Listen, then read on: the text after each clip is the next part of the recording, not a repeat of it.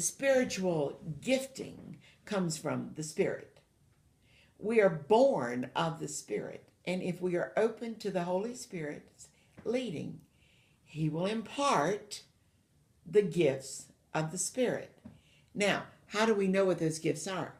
Well, if we go to the 11th chapter of Isaiah, in the first 3 verses, we'll see who the Holy Spirit is. And He imparts all of that to those who know God, love God, and serve God. Now, when it comes to spiritual gift inventories, those are man devised, but I do believe the Holy Spirit did some leading in what they devised, because people, when they took those spiritual gift inventories, they said, well, I didn't know I had a gift in that area. Well, look at here. I didn't know I was a giver. I think I could give more. I mean, this is what the spirit gift inventory did for this church. People began to affirm gifts because they'd taken an inventory and they said, oh, I didn't know that about me. And then they began to live into that. Now, I honestly believe that the other spiritual gifts assessment comes from eyes that are open to see, ears that are open to hear the Spirit and the people.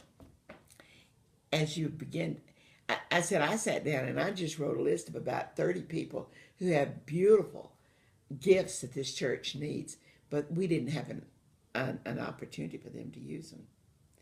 And so now that we have those teams developed, people are moving into the areas where they know they're spiritually gifted. Now, having said that, they were excited when we first took those spiritual gifts. They were not as excited about taking the same inventory again. So my thought is, why not say, there are other inventories out there, and they may tell you surprising things that the first one didn't show. We made a mistake using the same one. So I didn't get the return off of that. But that's also when God led me to see, hey, I know their inventories. I know their gifts. So begin to open your eyes and take a good look. Listen when they speak. Don't sit at the same table with the same people. And I began to broaden where I was and began to talk with the team about, you are the ears and eyes that need to be open to recognize the spiritual gifts out here. Amy said that she had talked with someone who was willing to replace her, except she said, Amy, I'm never going to take that psychological test because I see what it did to you. You are angry and you don't want to do it anymore. You don't want to do I said, Amy, when she told me that, I said, you know what? That's precisely why when you've got to vent, go to the team and vent there, not among the congregation and vent.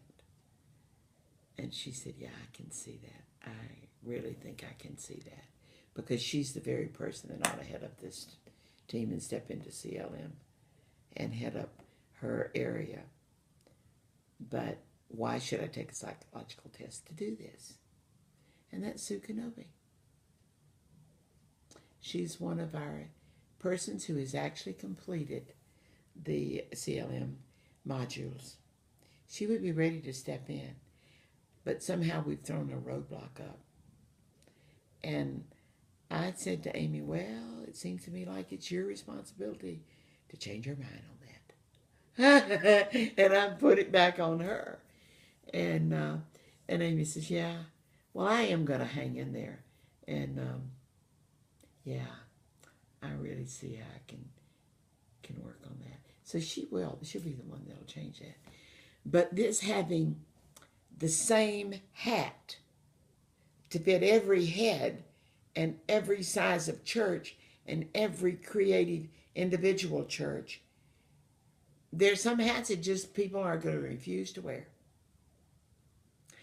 because they're not their taste and it interferes with something in the way they function. And so that's when I've decided that spiritual gifts come from the Spirit. People, if they know the Holy Spirit and have a relationship with Him, they'll have those gifts identified, and they'll also want to keep growing and serving.